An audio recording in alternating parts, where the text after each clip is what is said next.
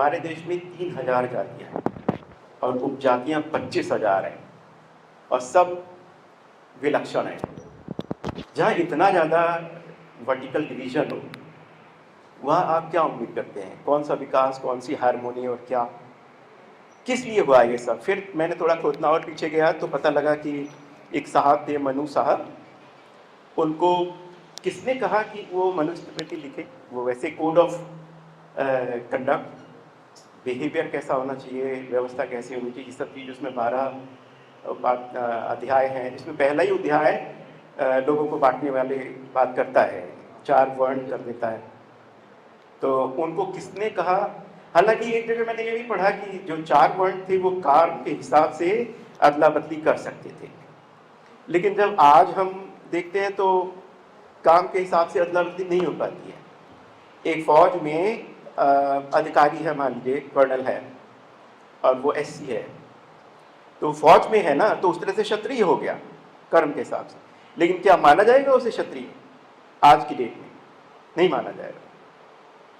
उसके बाद मध्यकाल में मुस्लिम वंश और मुगल वंश, ये सब का तो बड़ा हेजी सा लगा, मुझे कुछ मिला नहीं। लेकिन जब अंग्रेज आए तो उन्होंने जो हमारे यहाँ क्रिश्चियन बनाए गए थे उनको और सवर्णों को लेकर अपनी व्यवस्था को चलाने की कोशिश की, जैसे कि लगान की वसूली और ये सब चीज़ें। उनको लगा कि ये लोग ज़्यादा हैव्स हैं, ये ज़्यादा शरीर से बेहतर हैं और रिसोर्सफुल हैं, तो ये अच्छे से काम कर पाएंगे, तो उन्होंने उस पर लगाया उन्हें। और वो तालुकेदार, ये वो दुनिया भर के शब्द हैं, जागीरदार, ऐसा वैसा, अंग्रेजों ने उन्हें बनाकर और अपने लिए इस्तेमाल किया और लोगों ने गजब का उत्पात मचाया वसूली में, इसमें उसमें। तो जब सशस्त्र जो दूसरे वर्ग थे, जो हैव नॉट्स थे, उन्होंने सशस्त्र जब रेवोल्यूशन किया, तब अंग्रेजों को समझ में आया कि कुछ गलती हो गई है, तो फिर उन्होंने इधर के लिए भी व्यवस्था की। खैर, ऐसा अंग्रेजों के समय हुआ। उसके बाद जब हम आज़ाद हो गए तो 48 में सरकार ने व्यवस्था किया कि ये जो डिस्क्रिमिनेशन है ये नहीं होना चाहिए, पनिशबल है और सबको समान अधिकार होने चाहिए। 50 में आपका बन गया संविधान, तो वहाँ उसमें दर्ज कर दिया गया, जिसमें कि मुख्य रूप से हमारे बाबा साहब की भूमिका थी। एक बाबा साहब से रिलेटेड और चीज़ मैंने पढ़ी, उनकी माँ बहुत बीमार थी, उनकी मृत्यु होने जा रही थी। बाबा साहब को एक डॉक्टर न मिला जो उनके घर आके उनकी माँ को देख सके। ये पहली बार उनको झटका लगा था कि ये किस तरह का समाज बना है हमारे देश में, ये कहाँ जाएगा। ये एक बेसिक था जिसकी वजह से उन्होंने इस पर तमाम सोचना समझना शुरू किया और फिर बहुत सारी चीज़ सामने आई। संविधान सभा में हर वर्ग के लोग रखे गए। मनुस्मृति में कोई वर्ग नहीं रखा गया, एक इंसान ने जो सोचा उसे लिख दिया। उसको कौन जस्टिफाई कर रहा है, किसने कहा तुम बनाओ, मुझे तो समझ में आया नहीं, आप लोग पढ़िएगा, लेकिन किसी भी तरह से वो था नहीं सही। जब ये 4 वर्ण फिर फ्रैक्शनल होने लगे, वर्टिकल सेग्रीगेशन होने लगा, तो उसको संभालने के लिए जातियां आ गई, जातियां आई तो उपजातियां आई। अरे बाबा, इतना मतलब मैं तो हैरान रह गया पढ़ के। मैं कभी इस चीज़ में इंटरेस्ट नहीं लिया, मैं तो इंसान को इंसान समझता रहा जिंदगी भर। मैंने नहीं देखा कि कौन कौन है कौन नहीं है, लेकिन आज मेरा ज्ञान चक्षु खुल गया कि हमारा देश क्या है। जहाँ तक संविधान की बात है, मैं इसमें नोट करके लाया हूँ, कहें तो बोलूँ, कहें तो छोड़ दूँ, तो सब आप लोगों के पास भी मिल जाएगा। ऐसे अनुच्छेद 15, 16, 21A और 341, 42, 43 से सब क्या करना है, इस सबको बात करके।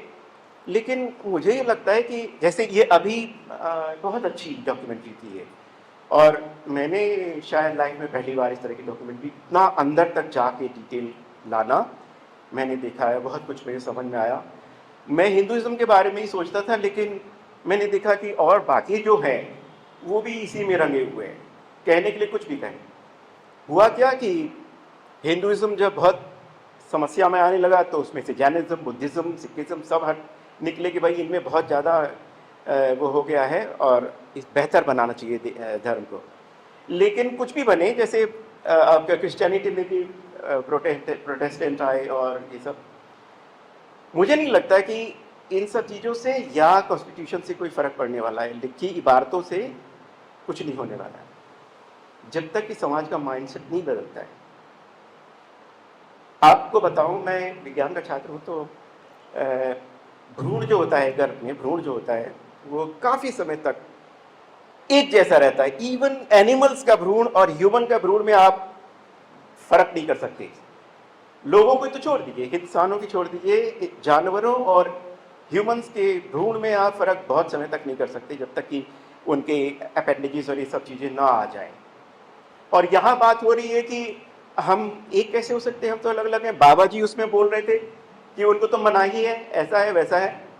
यार किसने कहा कि मनाही है? कौन पानी पीने से रोक सकता है? क्या फर्क है आप में मुझ में? बैप्टिज्म हो गया या फिर खतना हुआ या कुछ भी, जो आप संस्कार करते हैं बच्चे के पैदा होने के बाद, वो तो आप कर रहे हैं ना, भगवान ने थोड़ी करके भेजा है।